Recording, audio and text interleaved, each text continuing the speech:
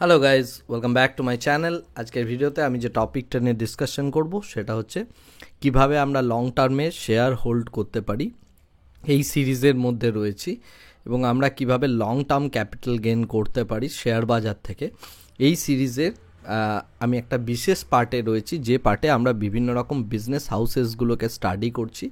কারণ Indian stock মার্কেটকে যদি আপনাকে সেই স্টক মার্কেট থেকে পয়সা বানাতে হয়, তাহলে প্রত্যেকটা বিজনেস হাউসেসকে ভালো করে ট্র্যাক করা উচিত এবং ফ্যামিলি বিজনেসকে ট্র্যাক করা উচিত। কারণ আমরা ফ্যামিলি ওরিয়েন্টেড পারসন এবং আমরা প্রত্যেকেই চাই যে আমাদের যে সাকসেসার হবে বা আমাদের যে উত্তরাধিকার হবে সেটা আমার ফ্যামিলি থেকেই কেউ একজন হবেন। আমেরিকান বিজনেস বা আদার পৃথিবীতে যে সমস্ত বিজনেসগুলো হয় সেগুলোতে এরকম জিনিসটা হয় না, বাট ইন্ডিয়ান শেয়ার বাজারে এই টাইপের একটা ঘটনা ঘটে থাকে। তো সেই কারণেই আমরা কিন্তু নিজেদের বিজনেসটাকে ট্র্যাক করার জন্য এবং আমাদের নিজেদের ফান্ড হাউসেসগুলোকে আমরা ট্র্যাক করছি। তো আজকে আমি যে ফান্ড হাউসেসটার সম্পর্কে কথা বলবো সেটা আর কিছুই না, সেটা হচ্ছে টাটা গ্রুপ। এখন টাটা গ্রুপের কথা যতই বলা হোক না কেন সেটা কমই বলা হবে। তার কারণ হচ্ছে যে টাটা গ্রুপ ভারতবর্ষের মধ্যে একটা অন্যতম বড় গ্রুপ এবং এদের মার্কেট ক্যাপ হচ্ছে 28,15,908 কোটি টাকার মতো মার্কেট ক্যাপ। টোটাল যতগুলো কোম্পানি লিস্টেড রয়েছে স্টক মার্কেটে। আপনার মনে হতে পারে টাটা গ্রুপ মানে হচ্ছে টাটা মোটরস এবং আরও 2-4টে কোম্পানি যেগুলোর আপনি নাম জানেন, Tata steel, Tata coffee, Tata consumer ইত্যাদি ইত্যাদি। কিন্তু কেবলমাত্র সেটা নয়, টাটাদের বিশাল বড় ব্যবসা এবং সেই বড় ব্যবসার সাপেক্ষে তাদের অনেকগুলো বিজনেস বা অনেকগুলো কোম্পানিতে কিন্তু তাদের অংশীদারিত্ব আছে। সেই প্রত্যেকটা কোম্পানি নিয়ে আমরা আজকে ডিসকাশন করব। তাদের মধ্যে তাদের অংশীদারিত্ব কতটা রয়েছে, কতটা এফআইআই পার্সেন্টেজ রয়েছে এবং তার সাথে সাথে কতটা রিটেল পার্সেন্টেজ রয়েছে সেটাও আপনার জানা প্রয়োজন। কারণ এই ইনফরমেশনগুলো আপনি জানলে বুঝতে পারবেন কোন স্টকের মধ্যে কোন গ্রুপের ইনভেস্টমেন্ট রয়েছে এবং প্রোমোটার হোল্ডিং কতটা সক্রিয়। এই যে ডিসকাশনটা করছি, এই ডিসকাশনটা ধীরে ধীরে আস্তে আস্তে অনেকটা বড় হতে যাবে। এর কারণটা হচ্ছে যে এই ডিসকাশনের মধ্যে আমরা প্রোমোটারদের নেচার জানবো এবং ভবিষ্যতে আমরা কিভাবে মাল্টিব্যাগার রিটার্ন জেনারেট করতে পারি সেই বিষয়গুলো নিয়েও কিন্তু ডিসকাশন করব আগামী দিনে।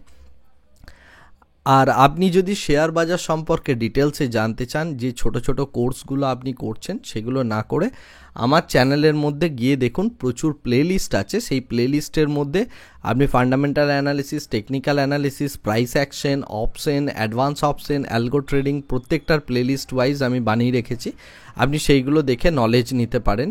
নলেজ নেওয়ার পর যদি আপনি প্রফিটেবল না হতে পারেন তাহলে আপনি আমার মেন্টরশিপ প্রোগ্রাম জয়েন করতে পারেন। এই ভিডিওর ডেসক্রিপশন বক্সে একটা লিঙ্ক দিয়ে দিচ্ছি, সেই লিঙ্কটাই গিয়ে আপনি মেন্টরশিপ প্রোগ্রাম জয়েন করতে পারেন এবং আপনি যদি চান তাহলে ওখানে কি করায় না করায় তার উপর একটা ডিটেলস ভিডিও আছে, সেটা কাইন্ডলি দেখে নিন। এখন আমি সোজা চলে যাচ্ছি আমার কম্পিউটার স্ক্রিনে এবং সেখানে গিয়ে আমরা ডিসকাশন করব টাটা গ্রুপ নিয়ে। তো আমি কম্পিউটার স্ক্রিনে চলে গিয়েছি এবং এখানে যেটা দেখতে পাচ্ছি সেটা হচ্ছে আমাদের যে টাটা গ্রুপ, সেই টাটা গ্রুপের টোটাল মার্কেট ক্যাপ হচ্ছে 28,15,908 কোটি টাকা। অনেক কোম্পানি রয়েছে, তার মধ্যে সবথেকে বড় যে কোম্পানিটা সেটা হচ্ছে টাটা কনসালটেন্সি সার্ভিসেস বা টিসিএস, যার মধ্যে টাটার মালিকানা রয়েছে বা আপনি বলতে পারেন প্রোমোটার হোল্ডিং 72%, 12% হচ্ছে এফআইআই, 10% হচ্ছে ডিআইআই এবং 5% কেবলমাত্র রয়েছে আমাদের এই পাবলিকের হাতে। তো একটা জিনিস বুঝতেই পারছেন টিসিএসের কতটুকু পোর্শন হচ্ছে পাবলিকের হাতে রয়েছে, সেটা আপনি আশা করি বুঝতে পারছেন। নেক্সট কোম্পানি হচ্ছে টাইটেন, এর মধ্যে প্রোমোটার হোল্ডিং 53% এবং তার সাথে আমাদের রিটেলার হোল্ডিং হচ্ছে 18%। টাটা মোটরস 18% রিটেলার হোল্ডিং এবং টাটা সানসেট বা টাটা গ্রুপের যে টোটাল স্টেকটা রয়েছে সেটা হচ্ছে 46%, 18% এফআইআই, 18% ডিআইআই। টাটা স্টিলের ক্ষেত্রেও তাই 34%। এক্ষেত্রে আপনি এফআইআই দেখবেন 20%, ডিআইআই 22% এবং আদার্স রয়েছে অর্থাৎ রিটেলার 23%। টাটা পাওয়ার রয়েছে এর পরের নেক্সট কোম্পানি, যার মার্কেট ক্যাপের রেসপেক্টে প্রোমোটার হোল্ডিং হচ্ছে 47% এবং তার সাথে সাথে আমাদের রিটেলার হোল্ডিং হচ্ছে 27%। তারপরে রয়েছে ট্রেন্টের মধ্যে টাটার মালিকানা রয়েছে 37%, টাটা কনজিউমার প্রোডাক্ট যার মধ্যে 34%, 25% রয়েছে এফআইআই হোল্ডিং এবং ডিআইআই হোল্ডিং রয়েছে 17%, আর 23% রয়েছে রিটেলার হোল্ডিং। তারপরে রয়েছে দ্য ইন্ডিয়ান হোটেলস কোম্পানি, যেখানে টাটাদের মানে প্রোমোটার হোল্ডিং হচ্ছে 38%, Tata Elxsi promoter holding 44%, Tata communication 59% promoter holding, Voltas 30% promoter holding এবং ডিআইআই হোল্ডিং হচ্ছে 36%। আর ভোল্টাসের মধ্যে আমরা যদি দেখি আদার্স বা আমাদের রিটেলার হোল্ডিং হচ্ছে 16%। নেক্সট কোম্পানি হচ্ছে টাটা কেমিক্যালস, যার মধ্যে টাটার স্টেক রয়েছে 38%। তারপরে টাটা মোটরস ডিভিআর, যার মধ্যে টাটা স্টেক অনেকটা কম আছে, যেটা হচ্ছে 8% মাত্র, এবং তার সাথে এফআইআই স্টেক 22%, ডিআইআই স্টেক কিন্তু 29%, রিটেলার স্টেক হচ্ছে কিন্তু 41%। তারপর হচ্ছে টাটা ইনভেস্টমেন্ট কর্পোরেশন, যার মধ্যে প্রোমোটার হোল্ডিং হচ্ছে 73%, এবং এখানে আপনার এফআইআই ডিআইয়ের পরিমাণ অনেক কম, বাকি 25% রয়েছে কিন্তু রিটেলারদের হাতে। নেক্সট হচ্ছে টাটা টেলি সার্ভিসেস লিমিটেড বা টিটিএমএল, যেটা আমরা জানতাম, সেটার মধ্যে স্টেক রয়েছে টাটা 74%। তারপরে তেজাস নেটওয়ার্ক, যার মধ্যে তাদের স্টেক রয়েছে 56%, tata coffee 57%, Rallis limited, Rallis India limited, যার মধ্যে টাটা স্টেক রয়েছে 55%, tin plate company of India, যার মধ্যে টাটা স্টেক রয়েছে 75%, টাটা স্টিল লং প্রোডাক্টস, যার মধ্যে টাটা স্টেক রয়েছে 75%, টাটা মেটালিক্স 60%, ওরিয়েন্টাল হোটেলস 68%। এরপরে রয়েছে নেলকো ইন্ডিয়ার হচ্ছে 50%। তারপরে রয়েছে বেনারেস হোটেলস, যার মধ্যে টাটা স্টেক রয়েছে 63%, অটোমোবাইল কর্পোরেশন অফ গোয়া, যার মধ্যে টাটা স্টেক রয়েছে 50%, automotive stamping and assemblies limited, যার মধ্যে promoter holding 75%, TRF limited promoter holding 34% এবং 66% হচ্ছে এখানে কিন্তু রিটেলার হোল্ডিং। তারপরে টায়ো রোলস, যার মধ্যে কিন্তু 73% হচ্ছে প্রোমোটার হোল্ডিং, 27% হচ্ছে রিটেলার হোল্ডিং। তো এই হচ্ছে টোটাল কোম্পানি যেখানে টাটার ইনভেস্টমেন্ট রয়েছে বা টাটা গ্রুপের টোটাল ইনভেস্টমেন্ট রয়েছে। এখন আপনি যদি এই ইনফরমেশনটা কেন জরুরি, কারণ এই কোম্পানিগুলোতে দেখতে হবে প্রোমোটাররা কবে তার স্টেকটাকে বাড়াচ্ছে বা কমাচ্ছে, বা কোন জায়গাগুলোর মধ্যে টাটার মতো একটা কোম্পানি ঢুকে রয়েছে, এই কোম্পানিগুলো নতুন কোনো কোম্পানিকে কখনো অ্যাকোয়ার করছে কিনা, বা এদের মধ্যে পোটেনশিয়াল বড় বাড়ছে কিনা। কারণ যদি দেখা যায় এর মধ্যে কোনো একটা কোম্পানির বিজনেস খুব ভালো হচ্ছে বা সেই কোম্পানিটা গ্রোথ পার্সপেক্টিভ রয়েছে, দেখুন এত বড় প্রোমোটার টাটা, এবং সে যদি দেখে যে কোনো একটা বিশেষ মার্কেট কন্ডিশনের মধ্যে কোনো একটা কোম্পানি ভালো পারফর্ম করছে, সে কিন্তু তার মধ্যে অপরচুনিটিও যদি দেখে, সে তার মধ্যে কিন্তু পয়সা ইনভেস্ট করবে, এবং সেই ইনভেস্টমেন্ট করে সে কিন্তু সেই জায়গাটাকে আরও ভালো করে ক্যাপচার করে বড় বিজনেস এস্টাবলিশ করতে মানে এস্টাবলিশে করার একটা বড় অ্যাগ্রেসিভ বিজনেস করার একটা প্রবণতা জন্মাবে।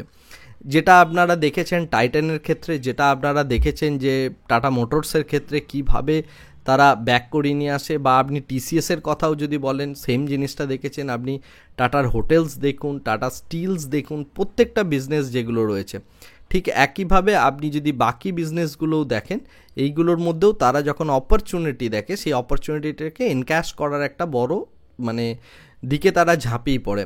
এক্সাম্পল স্বরূপ বলা যায় টাটা পাওয়ারের কথা।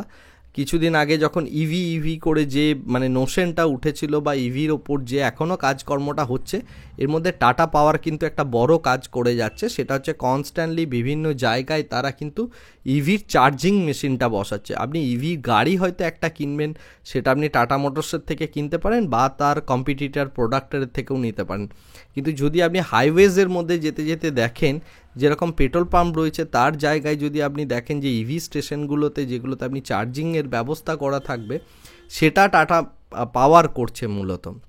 টাটা পাওয়ারের আরও অনেক কাণ্ড কারখানা আছে।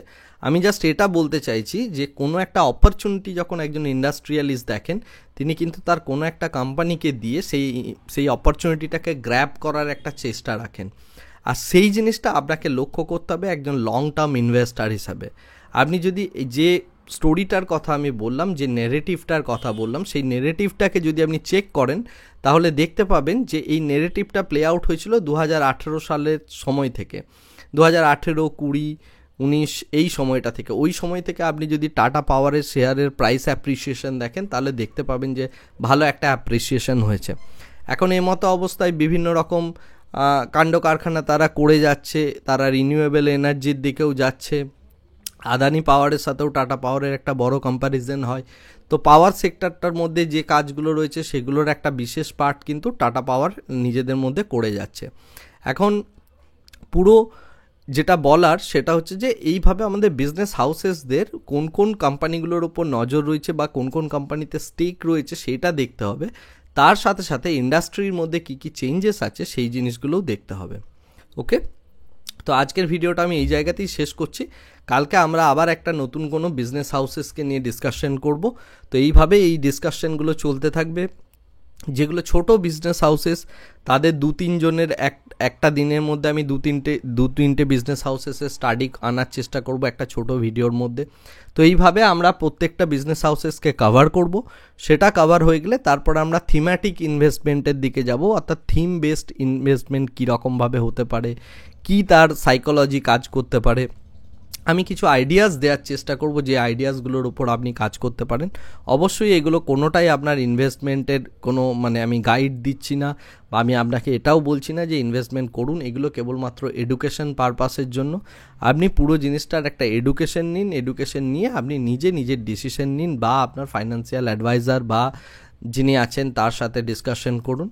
আর আপনি যদি স্টক মার্কেট কমপ্লিটলি শিখতে চান, জানতে চান এবং ডিটেলসে আমার মেন্টরশিপে কাজ করতে চান, তাহলে এই ভিডিও ডেসক্রিপশন বক্সে যে ফর্মটা আছে সেটা কাইন্ডলি ফিল আপ করে দিন। আমার জানুয়ারি থেকে মেন্টরশিপ প্রোগ্রাম স্টার্ট হবে এবং সেখানে আমি সমস্ত পার্টটাই কভার করি, লং টার্ম ইনভেস্টমেন্ট ছাড়াও short term investment, option, algo trading, everything. Okay, তো যাই হোক, আজকে ভিডিওটা এখানেই শেষ করছি। দেখা হবে আমাদের নেক্সট ভিডিওতে। Thank you very much, bye bye, tata.